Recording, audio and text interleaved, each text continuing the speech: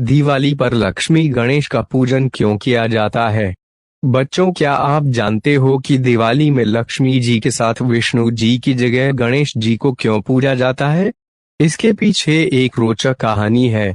लक्ष्मी और गणेश जी की पूजा का जिक्र कई पौराणिक कथाओं में हुआ है। एक समय की बात है जब किसी वैरागी साधु को राजाओं की तरह सुख भोगने की लालसा होने लगी।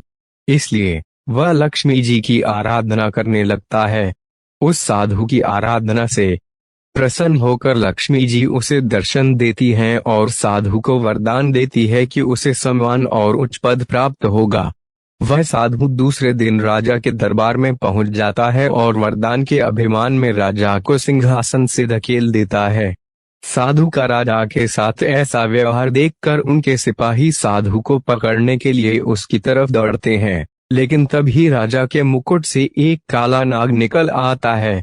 यह देखकर सभी चौंक जाते हैं और सभी उस साधु को ज्ञानी संत और चमत्कारी समझने लगते हैं। वहां दरबार में मौजूद सभी उस साधु की जय जयकार करने लगते हैं। राजा भी साधु से खुश होकर उसे अपना मंत्री बन देता है। साधु के मंत्री बनने पर राजा उसे निवास के लिए एक महल देता है, जहां वह शान के साथ रहने लगता है।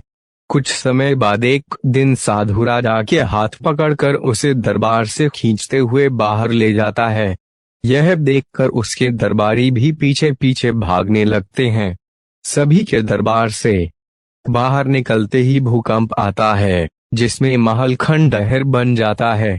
सबको लगता है कि साधु ने उनकी जान बचाई। इससे साधु का सम्मान और बढ़ जाता है।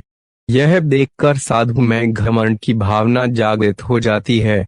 इसके कुछ दिनों के बाद एक सुबह साधु राजमहल में घूम रहा होता है, तभी उसकी नजर गणेश जी की मूर्ति पर पड़ती है। साधु को वह प्रतिमा अच्छी नहीं लगती, तो वह उसे हटवा देता है। इससे गणेश जी साधु से रुष्ट हो जाते हैं और उसकी बुद्धि भ्रष्ट कर देते हैं। इस कारण वह हर काम उल्टा पुल्टा करने लगता है। इससे राजा साधु से क्रोधित होकर उसे कैदखाने में डलवा देता है। साधु कैदखाने में ही फिर से लक्ष्मी जी की पूजा आराधना करने लगता है। कुछ समय बाद लक्ष्मी जी साधु को दर्शन देती हैं और कहती हैं कि तुमने गणेश जी को रुष्ट किया है, इसलिए तुम्हें गणेश जी की पूजा कर उन्हें प्रसन्न करना होगा। लक्ष्मी जी की बात सुनकर साधु गणेश जी की आराधना करने लगता है। इससे गणेश जी प्रसन्न हो जाते हैं और उनका क्रोध शांत हो जाता है।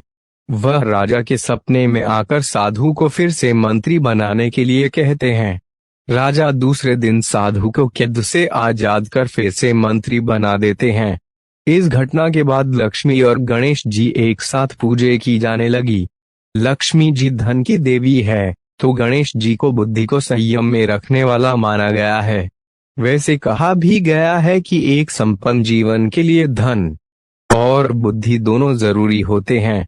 इसलिए लक्ष्मी जी और गणेश जी की पूजा साथ में की जाती है।